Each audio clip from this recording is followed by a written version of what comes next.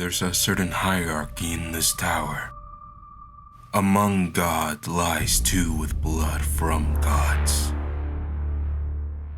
One who rose to lead. Another who fell into despair. Who would end up victorious?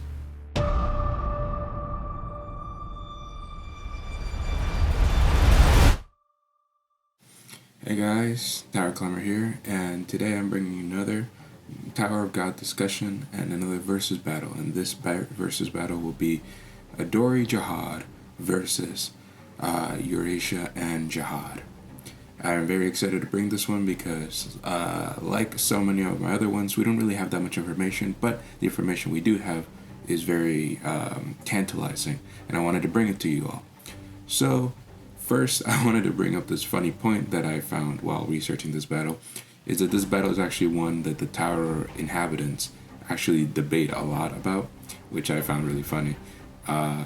So I was like, well, we will try to answer this from what we know, at least our knowledge. The tower inhabitants probably have more, but from what we know, let's try to figure out who will be victorious in this battle of godly proportions. All right. First, I wanted to explain some that I will not be. This is not a fan fiction. I won't try to be like a fan fiction, like, oh, this is what Adori could do. This is probably like her ultimate skills and ultimate things. I won't be diving into hypotheticals, things. I will only be bringing up facts and what we do know, like fully from the story and from what have been told to us by SIU. And so I just wanted to bring that up straight. Also, I will state that this fight is, no matter what I say, it will always be relative because they are both ranked 7th in the tower. And I will explain how the rankings work in Tower of God. Basically, rankings, yes, they're not all based on power. They're based on political things. They're based on impact and structure of the tower and your status, right? So that doesn't generally always mean that you're going to be like the most strongest just because you're above somebody in rank, right? But we also have to remember that there's actually our ranking bureaus. Like, these are people looking at your accomplishments, your statuses, your things, and looking them and writing them down on a list of paper, basically, and saying, this is your rank. This is, you will go above this person because you're ranked. And for somebody to look at Adori and Eurasia and their accomplishments and their feats, and to basically look at them and say, oh, these people, these princesses are so overwhelmingly impressive that they have rankings above family heads, right? Right, that they are above the family heads, which should be like the number one most influential and like powerful people in the tower, right? So even if they're not even if you want to debate that they're not family head level, they should be relative to family heads at the bare minimum, right? Obviously, family heads are immortal and can be killed, from what we know, but it's just so that puts them above like automatically. But it's in relative strength. They shouldn't be overlooked in the discussion between family heads, just like other people in the tower, just like Luslek or Malik PGR. Those types of incredibly powerful people should not be overlooked because the rankings don't always just mean power, because there are people actually looking at these ranks and trying to figure out where to place these people, right? So like by their feats that they have shown. So that's still very much impressive. So, and it's even more impressive that they're both ranked exactly the same. It's not like one was over the other. Like, the ranking bureau could not decide which one was over the other. So no matter what, if the ranking bureau can decide who's above the other, then it's kind of impossible to decide. But at the same time, it should just mean that this battle, no matter what, will be relative. No matter what I say here, right? No matter who I say wins, no matter who, whatever, it's still going to be most likely a very high difficulty fight for both of them. That's all I wanted to say in the big intro. Let us start with the analysis. I wanted to start this analysis off with actually something that I was thinking about when I was researching, and also just in general that I overlooked a little bit was the physical stats. Physical stats should go to Eurasia and Jahad, and that is for the simple fact that she is a child of two great family leaders. And I will give you examples of Mate and Liboric. Liboric, from looking at him and seeing him, you probably shouldn't be like, oh, he would be like stronger than somebody like Jin Sang Ha, right? But in terms of base, in terms of like what they shown in base, he is more impressive than Jin Sang Ha in pure power, right? Because he was able to fight a Caliban with the essence of bravery on, even if Caliban was stated to be weaker. So obviously Caliban was not at full power when he fought Liboric, but Liboric still fought a a Caliban that was using the essence of bravery, while Jin Sang Ha in base form, not using the Dragon Tiger Gate, was getting dominated by a Caliban in essence of bravery. So like we can all state that he was more impressive. Like he literally chin checked Caliban, and Caliban wasn't like, oh, that was nothing. He was like, oh, I'm wincing and I'm in pain, right? And he got blown back and all that stuff. So the feats from Liboric are definitely more impressive, and that is because Liboric is both a Kun and a Pobedao. He has blood of two families. And Mate is another example. He's Pobedao and a Ha. So even he was stated to be a ranker, not advanced ranker or something like that, but he was still able to fight an advanced ranker like Lopobia Jam Jam to a pretty even state, and he won obviously because of his weapon, his the Spear of Doom. But it was still a relative around fight. Obviously Mate is more a defensive ranker, all that stuff, but he was still punching Jam Jam. Like Jam Jam couldn't break through his muscles and all that stuff. So like the blood of a family definitely enhances your skills, especially if you have two great family bloods inside of you. It just rises that up even more. Plus the blood of Jahad infused into you. So Eurasia and Jahad has the blood of direct blood. By the way, this is Mate and Liboric probably don't even have direct blood of like Kun Edwan or like another Pobedao, right? He doesn't have, he's not a direct descendant, but we know Eurasia and Jahad is a direct descendant of two great family leaders. Kind of like the only other example we know of this is the twins between Urin Ha and Arihon, the Ari family leader. We know that they have twins, and they are both like just pure direct descendants of them. So like those are the only other example. And so imagine those people, the twins of the Ha family, and add the Jahad blood into the mix, right? That is just an insane thing to think about. It's basically having the blood of three irregulars in you. And that just would boost your stats so much more than anything that Adori has, because Adori is not from a 10 grade family. She, from what we know, she is just a princess of Jahad. And overall, so that the physical stats, no matter defense, strength, like stuff like that, resilience, probably maybe speed, that could all go to Eurasia and Jahad because of her bloodline and all that stuff.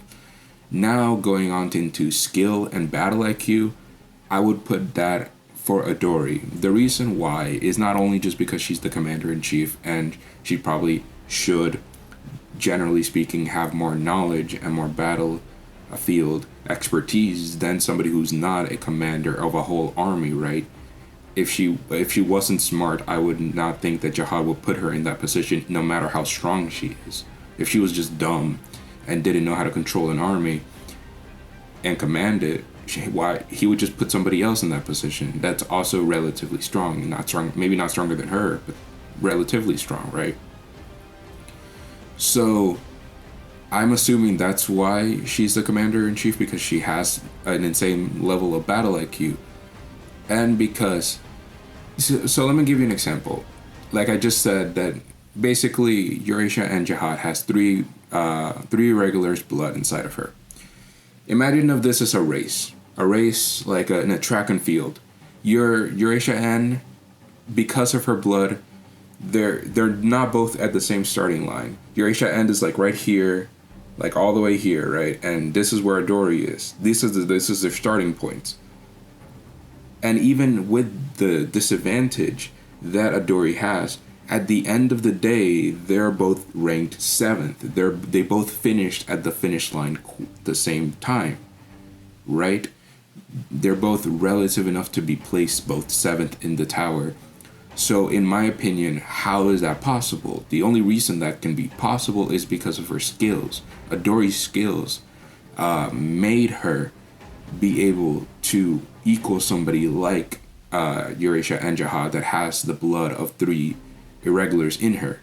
I'm taking that into consideration because I'm like, there's no other way for that to be possible. I believe that the way she fights and her battle IQ and everything like that and her skills should just be enough to bridge the gap between the blood that Eurasia Ann has.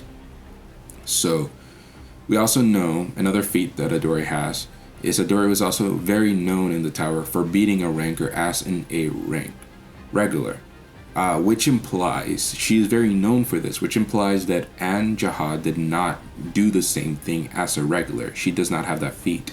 The only people with the types of feats that are stronger than rankers are either all irregulars like Jahad, Bomb, obviously Mazzino, all those types of people like irregulars, or Rack and Kuhn right now, right? Like Kuhn is a little bit debatable, but like definitely Rack, right? From the feats he have shown, those are the only people that are able to say confidently that they're fighting rankers at this moment in time.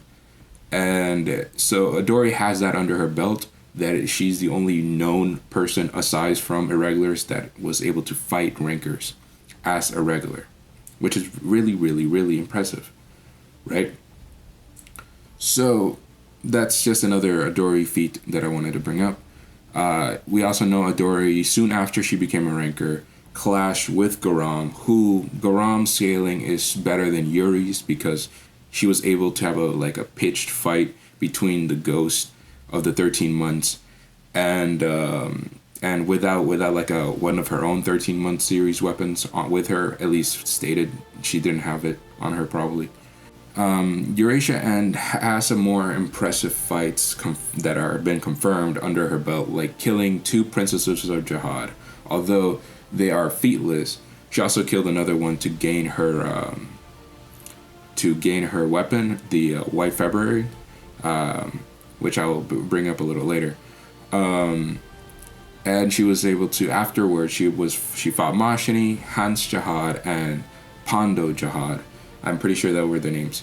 And plus, most likely, a bunch of other Jahad soldiers that went to capture her after she killed the 2 princesses.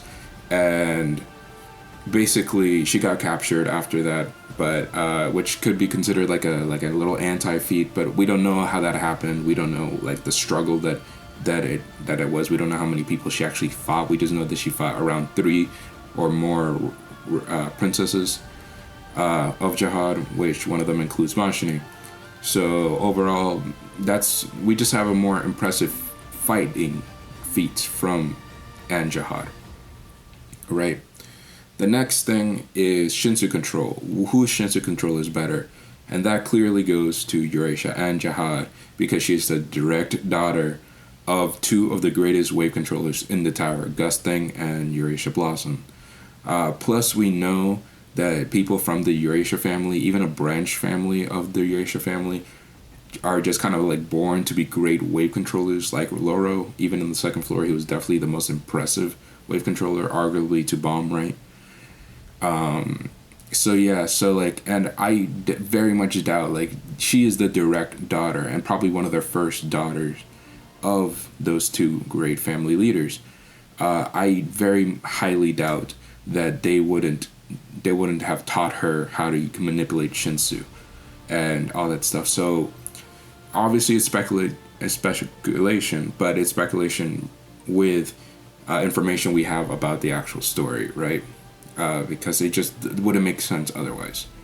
And finally, the last little category I'm going to bring up are the weapons they both have. And this category goes to Adori. From what we know, Adori's Golden November is just a greater weapon than the colorless December and the White February that Enne Jahad would have. And obviously, Enne Jahad couldn't ignite. I don't think she would be stupid enough to ignite both of her weapons, of the 13-month series weapons, or else she would have gotten possessed by the ghost of the 13 months. So she probably wouldn't do that. At the bare minimum, she would ignite one, right, to combat Adori. But Adori's Golden November is the only S-ranked weapon among the 13-month series, and it is also carrier. So like I mentioned in my last video of the princesses versus the 10 great families, it is a carrier. Basically, we've seen it with the Mas, and when a carrier is ignited, it basically ignites all your weapons that are inside of the carrier, and it makes it so like make all your other weapons more powerful. That's what I got from the showings of the Mas, and that's just a better weapon than anything that we know Enne Jahad has. I'm not saying those are the only weapons that they have, but the only known weapons that they have, Adori takes this category. And finally, in my conclusion, I believe this fight is a very close one. Of course, I think how I see this fight is very much, let me explain. It's very much like how I see Kun versus Hats in a certain way. Obviously just to like a godly level. In comparison, of course, but it's the way I say it is because Hats is not from any of the 10 great families, and he is, just because of his better weapons, skills, and because he trains religiously, right, like every single day, he is able to match Kun in a fist fight. And also, like, been stated that both Kun said that while Hats cannot cut Kun down, the same can be said for Kun. Kun said he can't do the same to Hats. So they're even. In that relative fight, they were even at the end.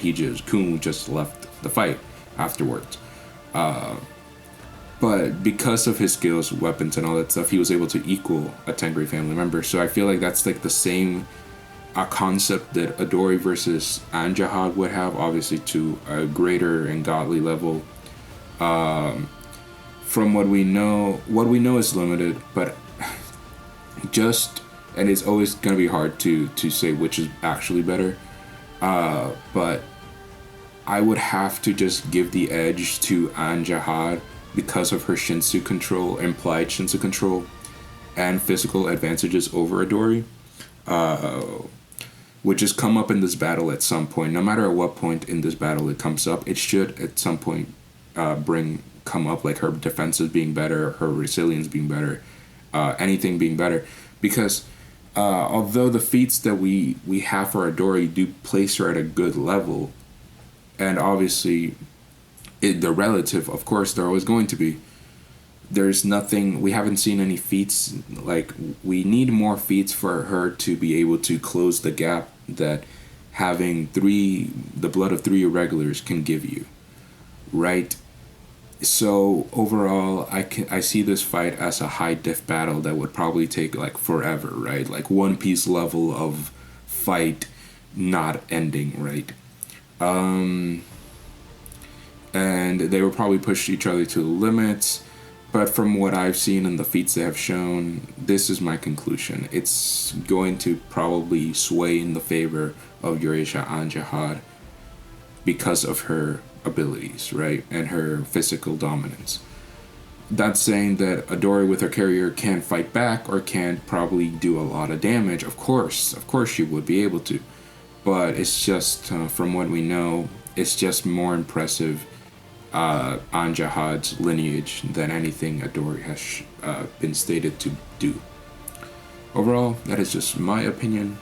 Hope you guys like this video. I know it's shorter than my other versus battles, but honestly, we do not have that many feats and statements and showings. Obviously, I'm probably not going to be able to show a lot of images in this video comparatively to other videos.